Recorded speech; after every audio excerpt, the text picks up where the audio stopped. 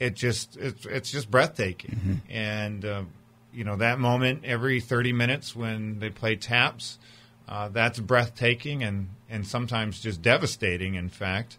And how people react and how people move thoughtfully and respectfully through the cemetery, and the visual of those thousands and thousands and thousands of candles illuminating every grave in the cemetery.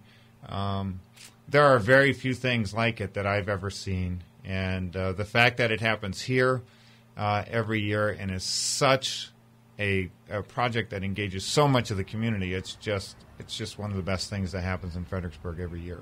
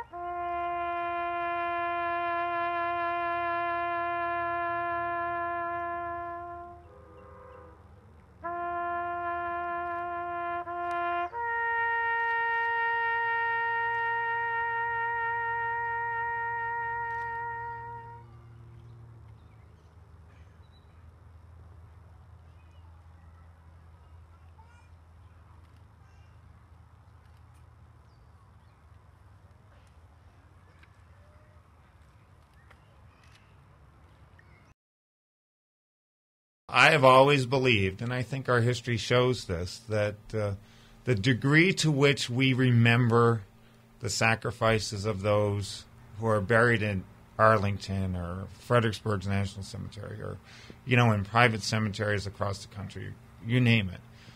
But the degree to which we remember them is a bellwether of our health as a nation, our intellectual, our psychological health as a nation. And when we have tended to forget, or when we have kind of mixed our political anger with our emotions toward war and those who have served, as has happened in this country, those are generally not bright times in America's past. The conflicts with veterans in the 1930s, and of course the Vietnam era, which was very difficult. So I see this as kind of a benchmark of the emotional health of the nation, and not only does it kind of reflect back where we stand, but it is a method by which people can engage in that story and help to understand. And of course, between the Luminaria and the Memorial Day ceremony on Monday, that's the point of this weekend, is to help people understand really, really what this means. We take for granted that men and women are willing to die for our country.